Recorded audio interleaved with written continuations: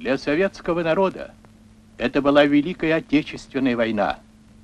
Он вел ее во имя свободы и независимости своей социалистической родины, во имя избавления Европы, да и всего мира от фашистского порабощения. 20 миллионов жизней советских людей унесла эта война. Наш народ не забудет ее никогда. Леонид Ильич Брежнев.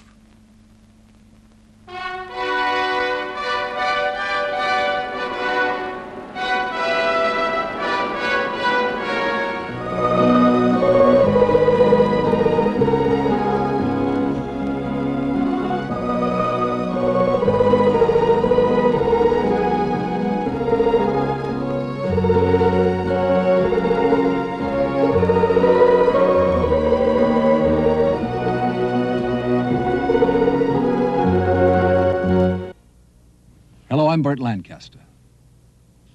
We're recording narration for the unknown war. Poland's long history has been one of turbulence and controversy. Situated in Central Europe, Poland was a geographical corridor for invasion and war. During World War II, Poland suffered enormously. 6 million Poles lost their lives. In 1939, Warsaw Radio played the Polonaise, a paradoxical classical background to plea for assistance to repel the Nazi invaders, 2 million strong.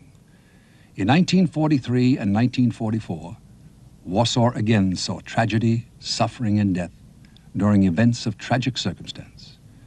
And even after Berlin fell to the Allies, Poles continued to die, liberating their town of Wrocław. In 1945, the Soviet armies forced the Nazis from Polish soil. Now our story. The liberation of Poland.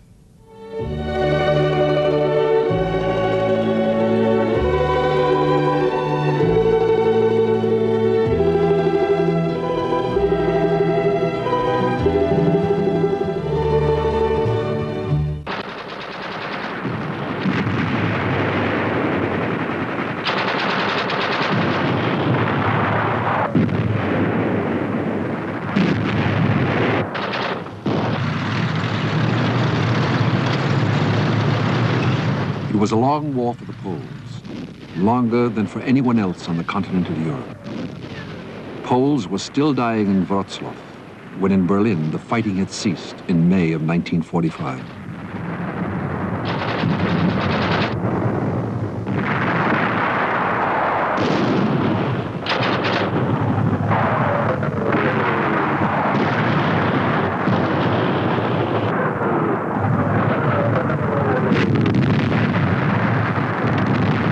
Wrocław was finally taken by the Red Army on May the 8th. The liberation of Poland cost the Red Army 600,000 lives. The German occupation and the fight against the Nazis cost the Poles 6 million.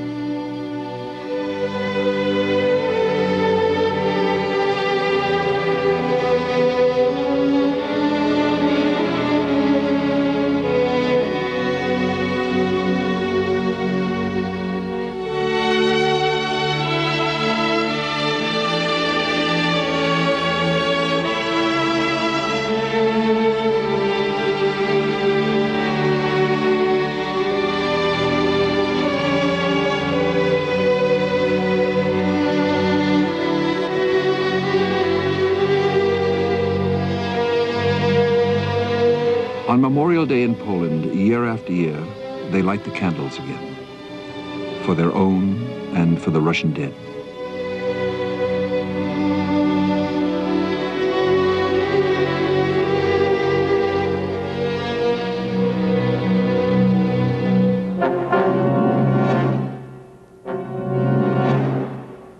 On June 22, 1941, using Poland as a springboard, Hitler launched his attack on the Soviet Union across the disputed borderlands of Belarus and the Ukraine. The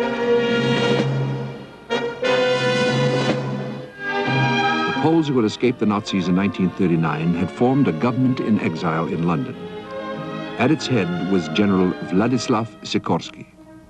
Tens of thousands of Polish soldiers had been in Russia ever since the Red Army had crossed Poland's border and entered its eastern provinces in 1939. They were commanded by General Anders, whose sympathies lay with the London Poles.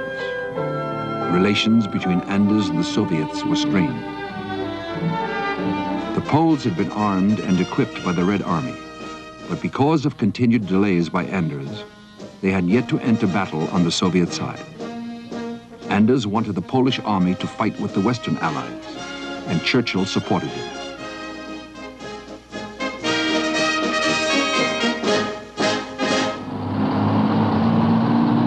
Stalin finally agreed that Anders' army could leave for the West, by way of Iran.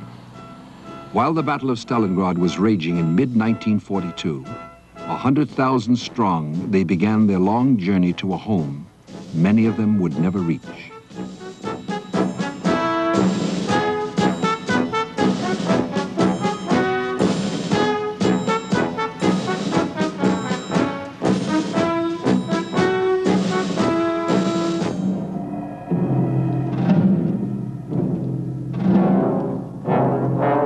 Relations between the London Poles and the Soviet government were bad.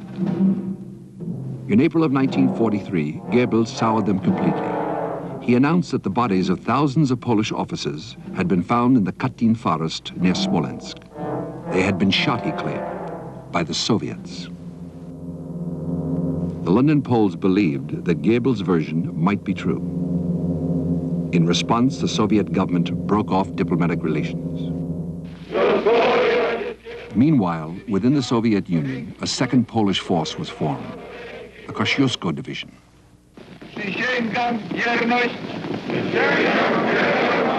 sztandarowi mojej dywizji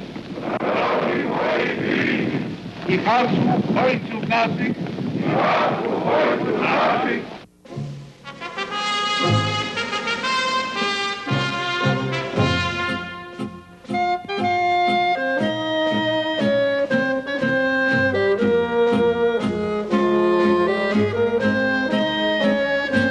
followed by three more, armed by the Soviets.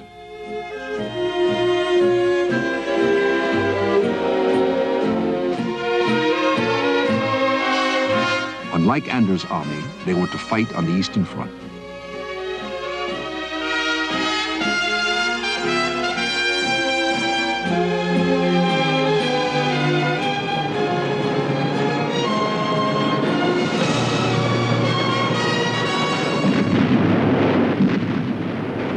Under General Berling, the Kosciuszko Division received its baptism of fire in the late summer of 1943 at the village of Lenino on the road to Smolensk.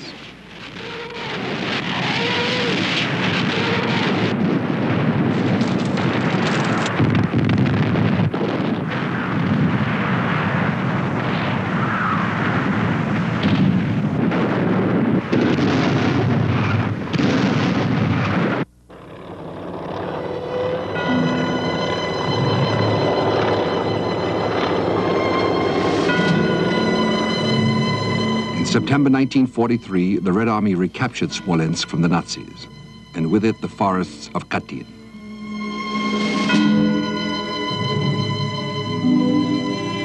In January 1944, a Soviet committee assembled at Katyn to investigate the Polish tragedy, the massacre of 16,000 Polish officers. Dr. Burdenko, chief surgeon of the Red Army, performed the autopsies. His colleagues included the Metropolitan, Archbishop Nicholas of Moscow, and the author, Alexei Tolstoy.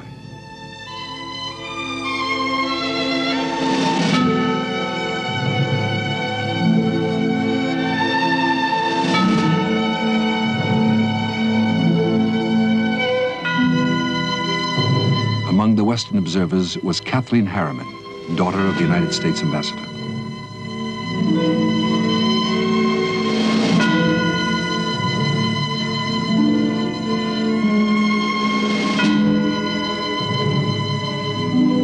Letters were produced to refute the Nazis' claim that the Soviets had executed the Poles. They bore dates later than the time the Red Army had been forced to withdraw from Katyn at the beginning of the war.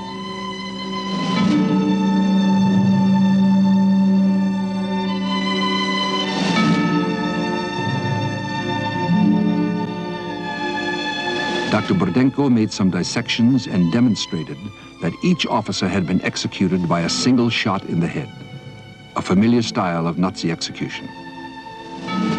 Diplomatic relations with the London Poles remained broken.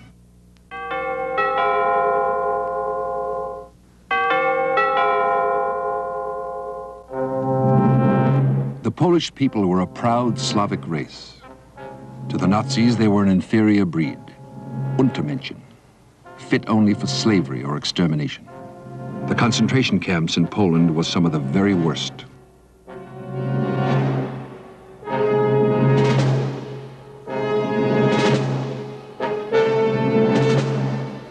The top Nazi administrator in Poland was Gauleiter Hans Frank. He was utterly without mercy.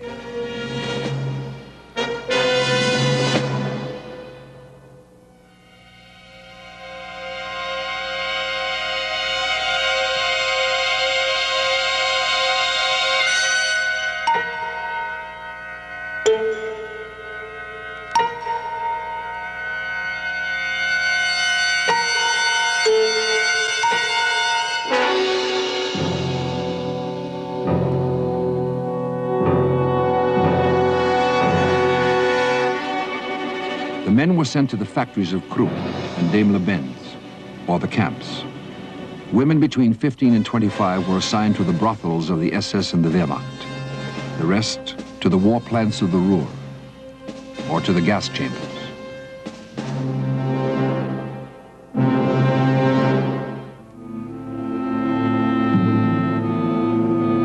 The Jews, of course, were a special case.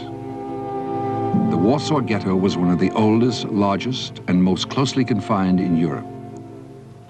When the Germans arrived in 1939, conditions soon changed.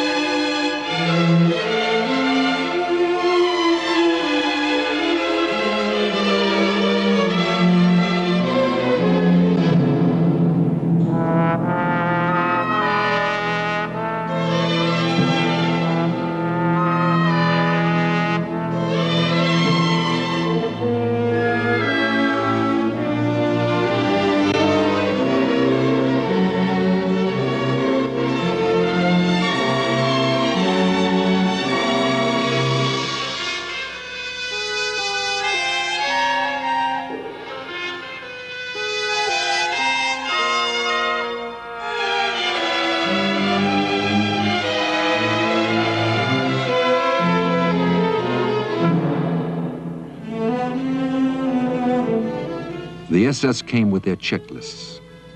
The Jews left with what little they could carry, 300,000 of them.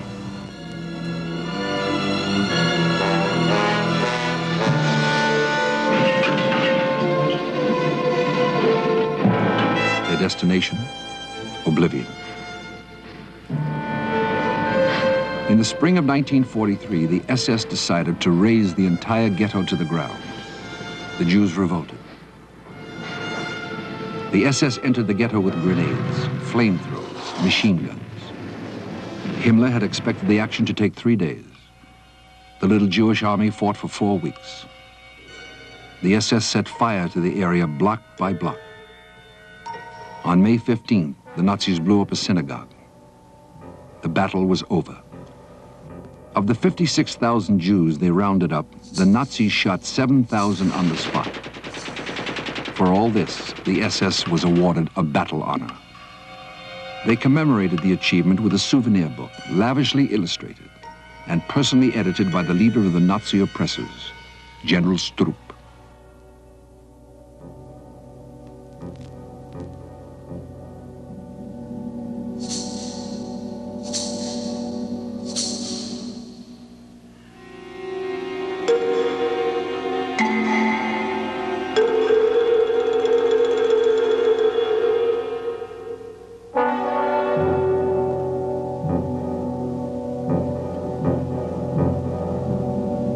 By the summer of 1944, the Red Army had completed its plans for liberating Poland. Marshal Zhukov represented the Soviet High Command. Marshal Rokossovsky commanded the actions of the First Belarusian Front.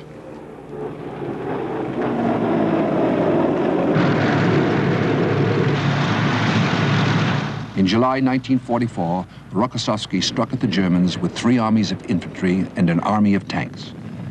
Fighting alongside the Soviets were General Berling's Polish divisions, now 100,000 strong.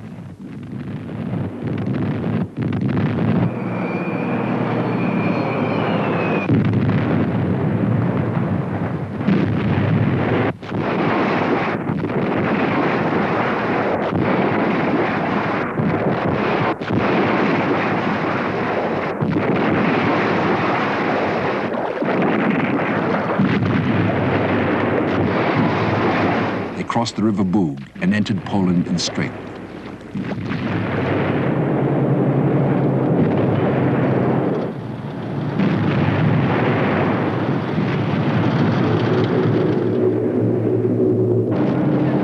Their objective was the town of Helm.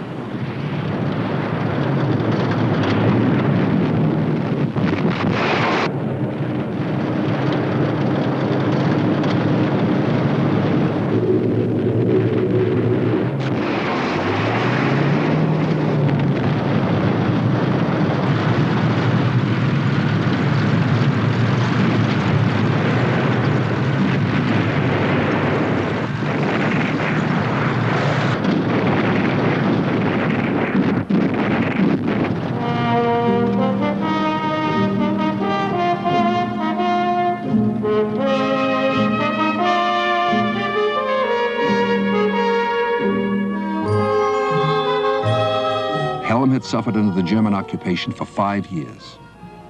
It was the first town to be liberated.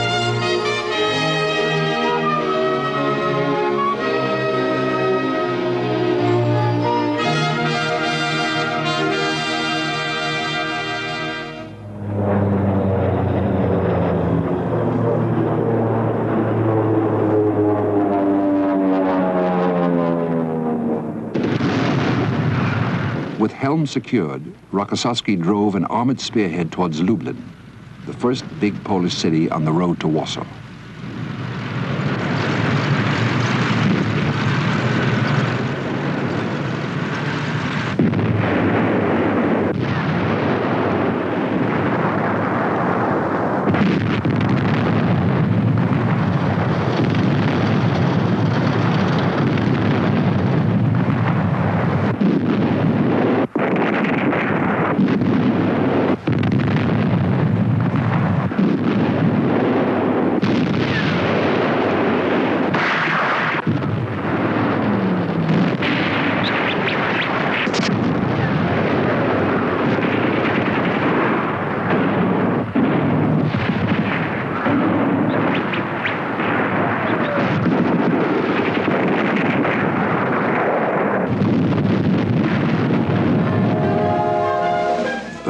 Polish Committee of National Liberation.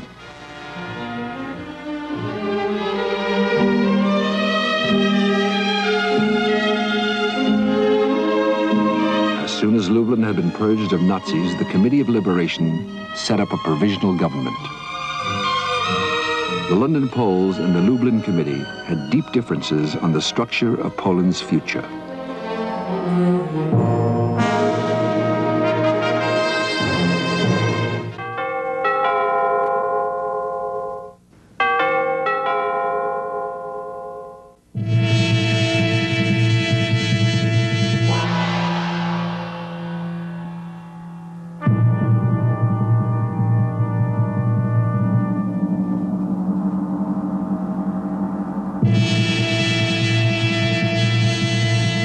Was called Majdanek.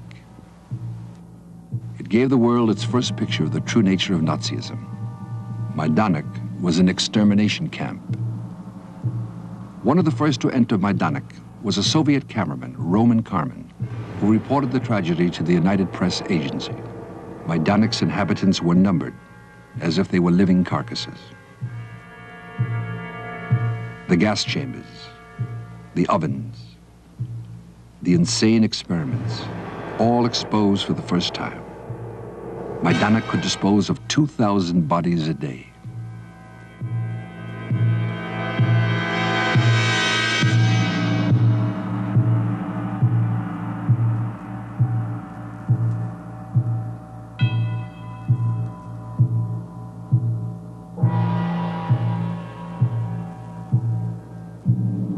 Majdanek was a very efficient place. Nothing was wasted.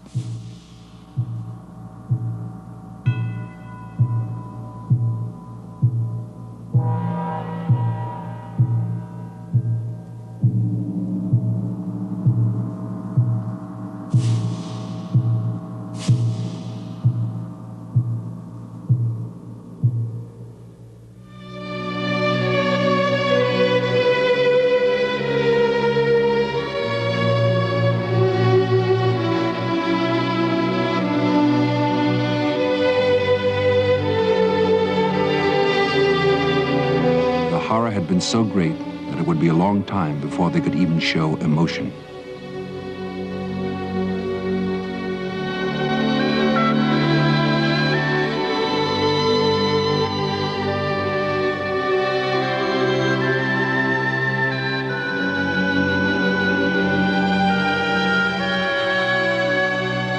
One and a half million had died at Majdanek.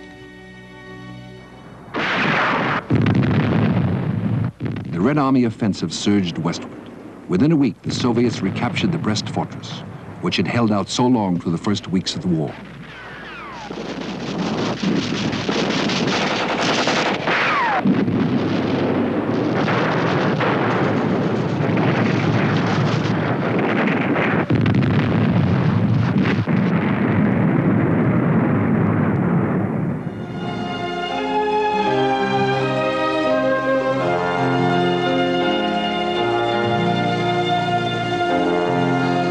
Nazi resistance was fierce and growing in strength.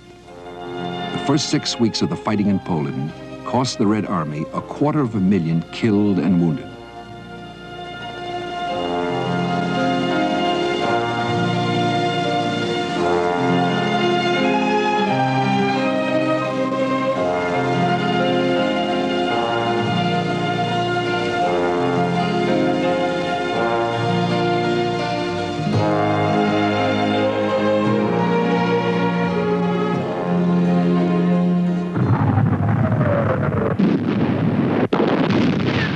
Along the front, the Red Army was drawing closer and closer to the Vistula, the last water barrier before Warsaw.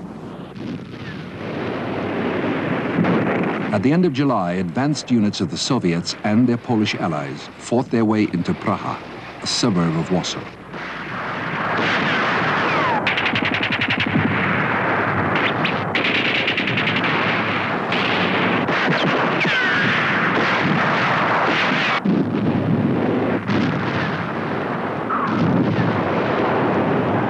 Set eyes for the first time on the capital. But between Praha and Warsaw lay the broad Vistula and a German counterattack with 4 panzer divisions in the making.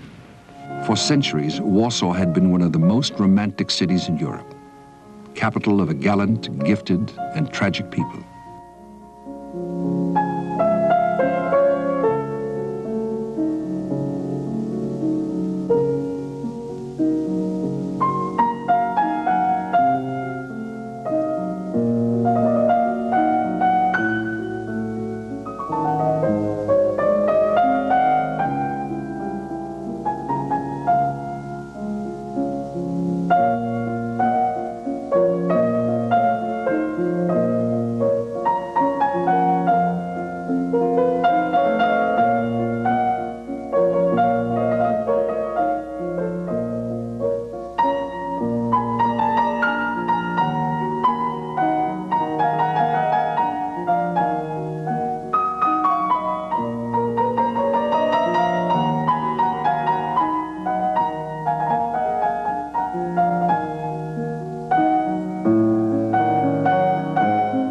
the summer of 1944, Warsaw was to undergo the worst of all its sufferings.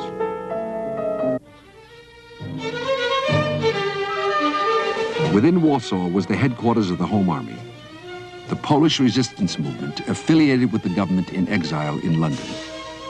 On August 1st, 1944, its commander, General Bor Komorowski, gave the order to start an uprising.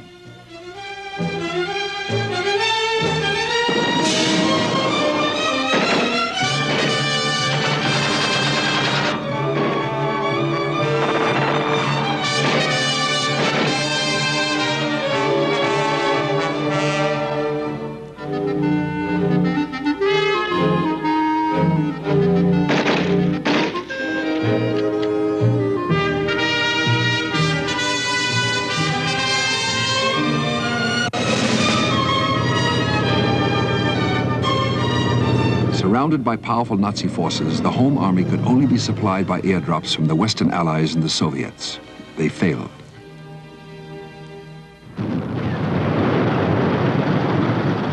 While the Warsaw Uprising was running its doomed course, the Polish First Army struggled to cross the Vistula. They were thrown back. Some still think the Red Army could have succeeded.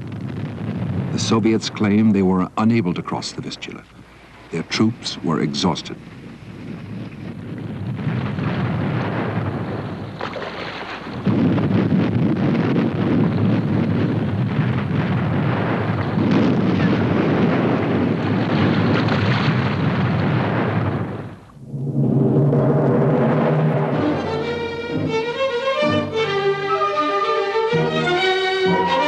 Five days after the start of their revolt, the insurgents were in control of almost all of the city. Everyone had rallied to the Home Army's call.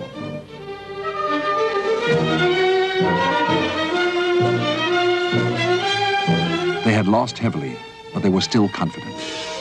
The government in exile was standing by to fly in from London. They had little water, no food, no medical supplies. They were receiving nothing from the outside.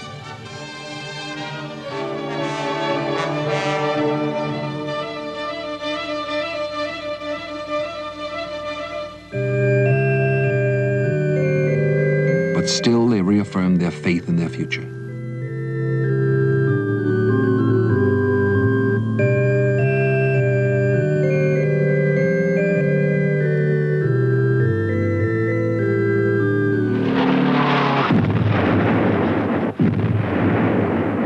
Picked units of the SS arrived in Warsaw on August the 8th.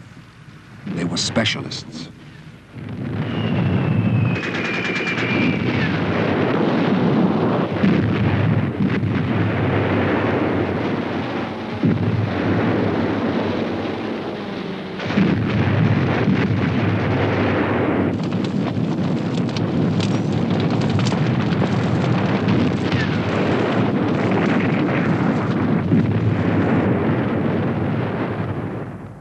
It took 2 months, but at last the citizens of Warsaw were overwhelmed. 300,000 Poles had died in the uprising.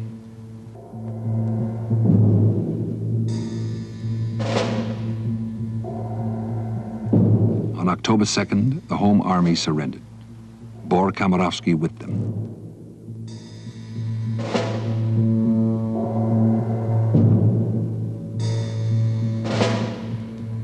On October 11th, Hitler ordered, raze Warsaw to the ground.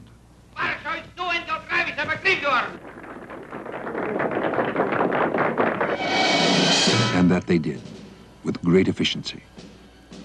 When the Red Army and the Polish divisions finally reached Warsaw in January of 1945, 9/10 of the city no longer existed.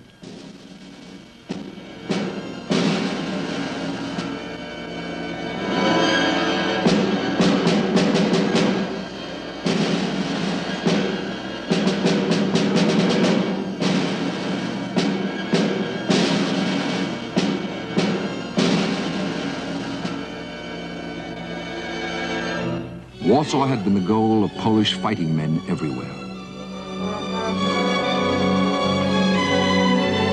For the pilots of the squadrons flying over England.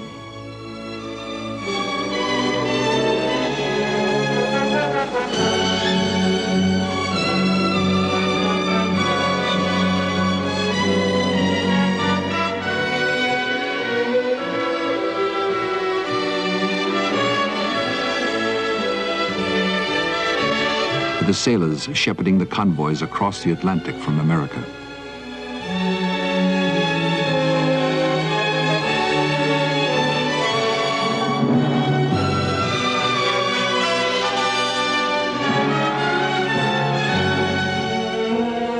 For the tank crews fighting on the second front.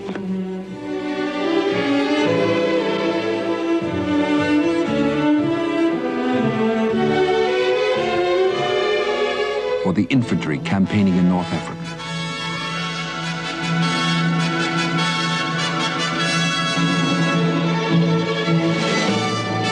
And Anders' men toiling over the mountains of Italy to storm the monastery at Cassino.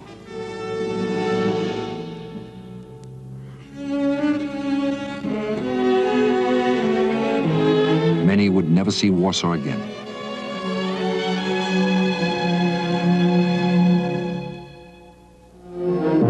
Late in November, the Soviet High Command approved plans for the Red Army's winter offensive, ranging from the Vistula to the Oder, and encompassing the liberation of the rest of Poland.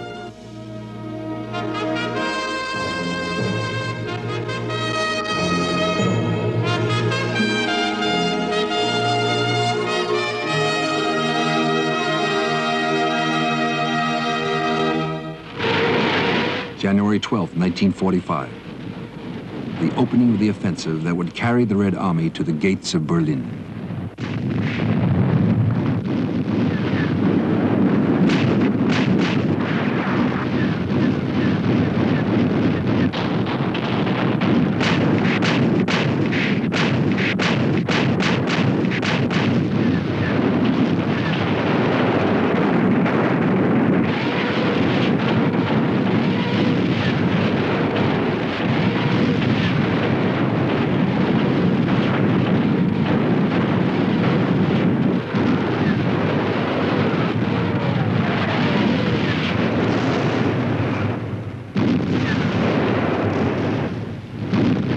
Marshal Zhukov commanded the 1st Belarusian Front, and Marshal Konyev the 1st Ukrainian Front.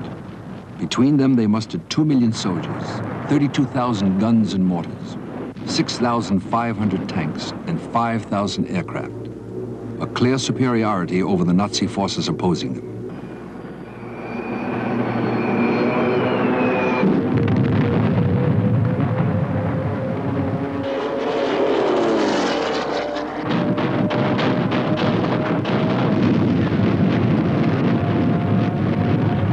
They ripped through the main line of the German defenses the first day.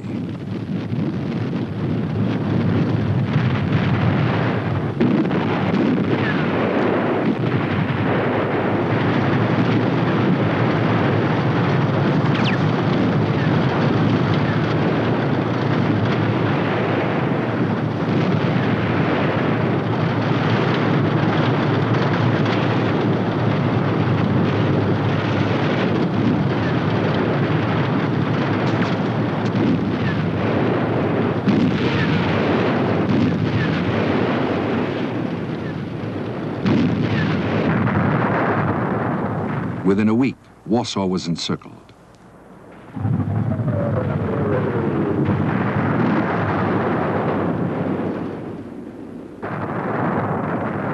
There was nothing left of the Warsaw they had known, nothing.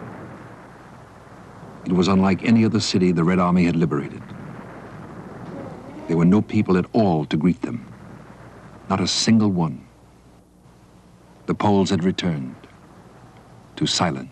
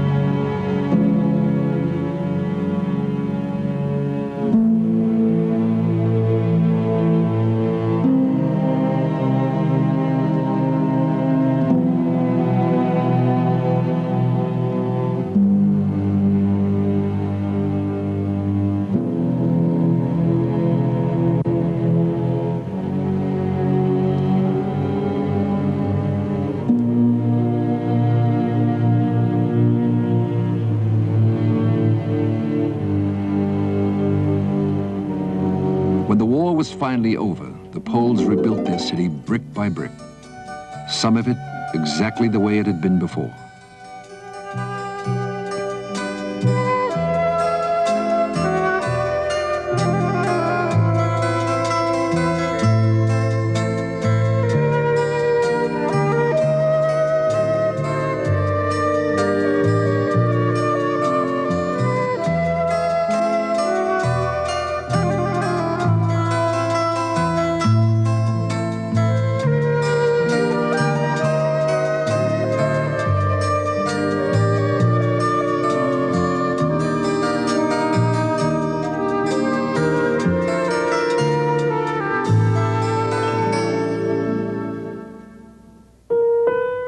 The day after the liberation, the people began to return.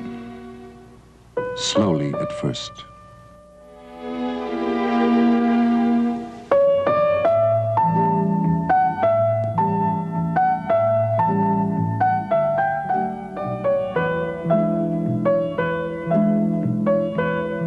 And then in numbers, crossing the frozen Vistula on foot because the bridges had been destroyed.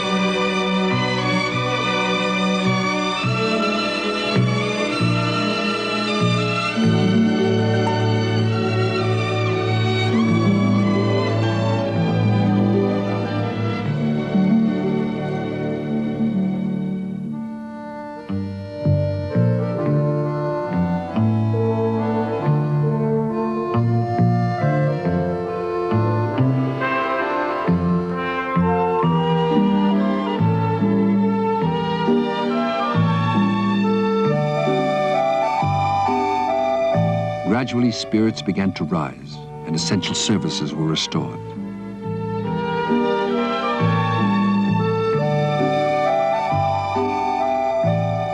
The ruins were probed for booby traps and unexploded bombs.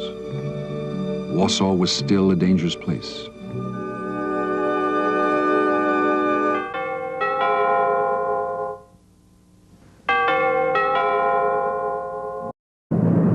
By now, Zhukov's first Belarusian front was advancing 15 miles a day, but Nazi resistance was as stubborn as ever.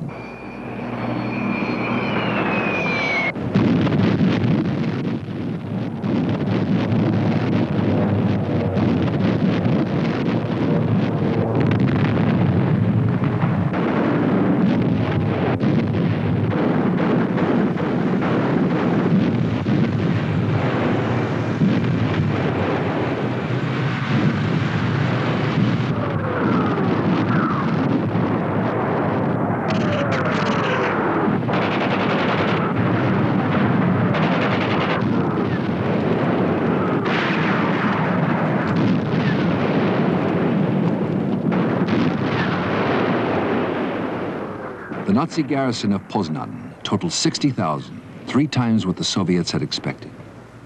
It took days for General Chuikov's 8th Guards Army, the veterans of Stalingrad, to subdue it.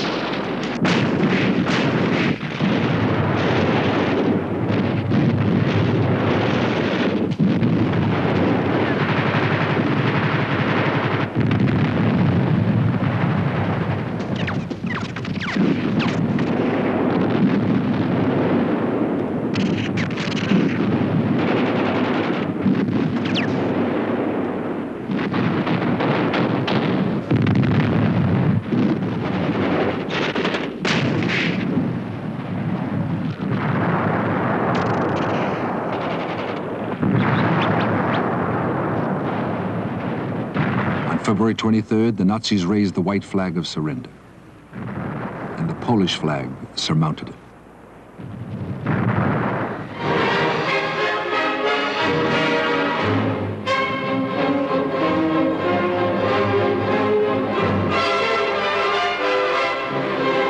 By the time Poznań was back in Polish hands, the Soviet grand offensive had rolled closer to the Oder and the heart of Germany.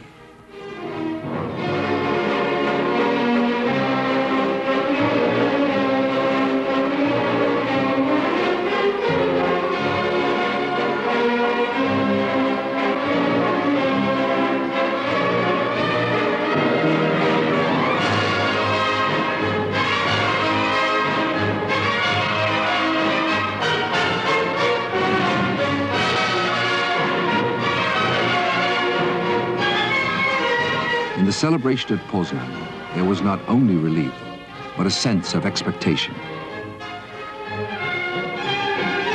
The 1,000-year Reich was nearing its end.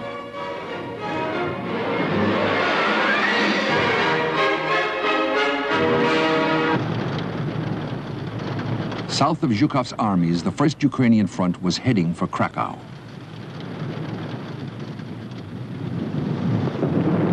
Marshal Konyev knew from Soviet intelligence that the Germans planned to demolish the city as they had Warsaw.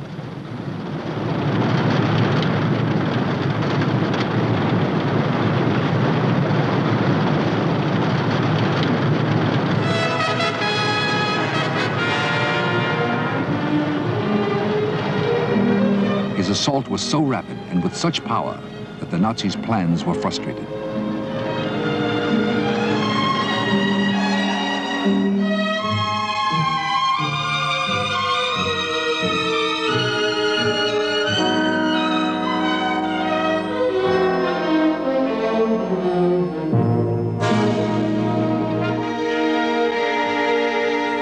Kraków was spared to remain one of the most elegant cities in Europe.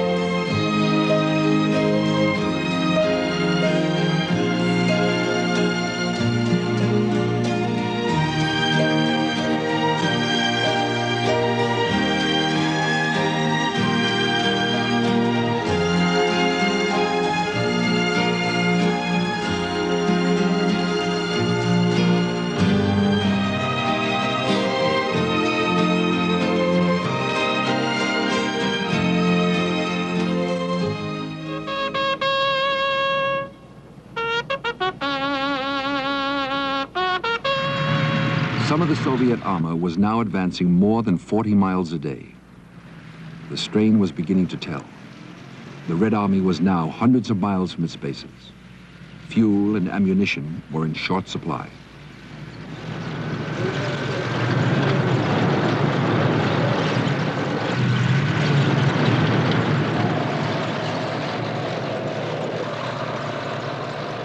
The so-called Pomeranian Rampart was a formidable tangle of bunkers and anti-tank ditches. The Soviets took it in 18 days.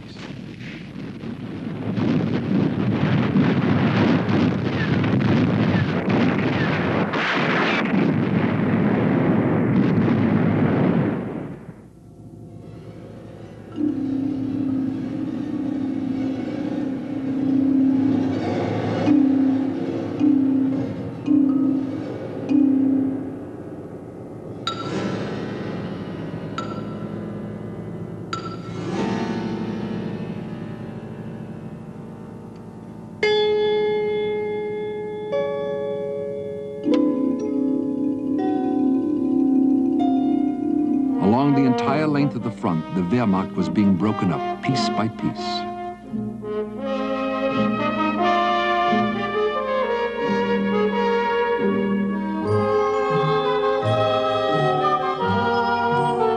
To the north, Marshal Rokossovsky's Second Belarusian Front was moving along the Baltic shore. Its objective, Gdansk. One by one, the seaports fell to Rokossovsky's infantry.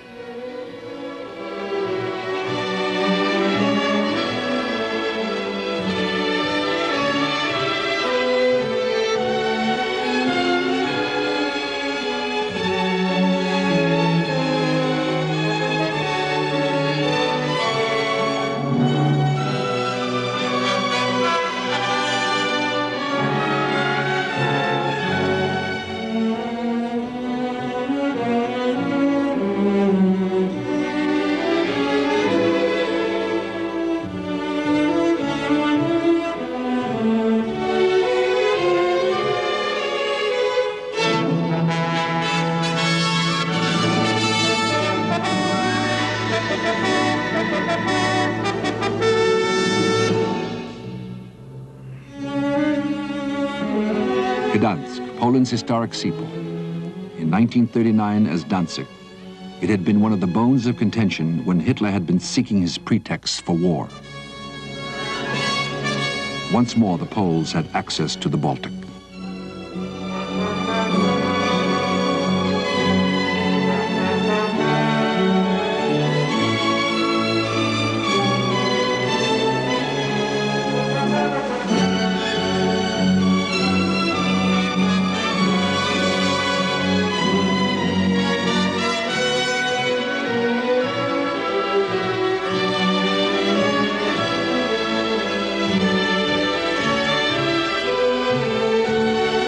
The last Nazis were gone from troubled Poland. It had taken 6 terrible years.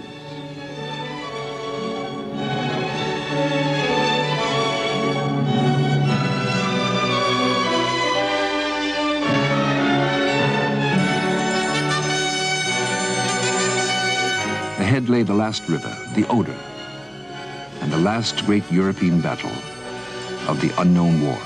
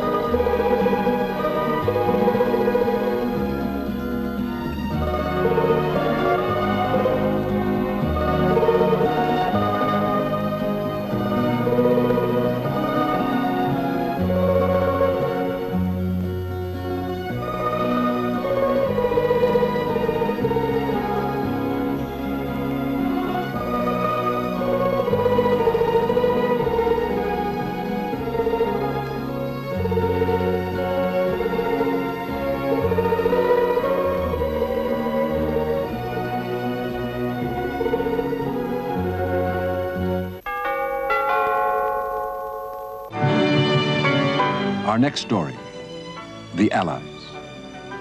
Nearly $10 billion worth of American aid poured into the Soviet Union during the war. American heavy bombers based on Soviet soil. American and Soviet troops meeting on the German River. All parts of the Allied effort in the unknown war.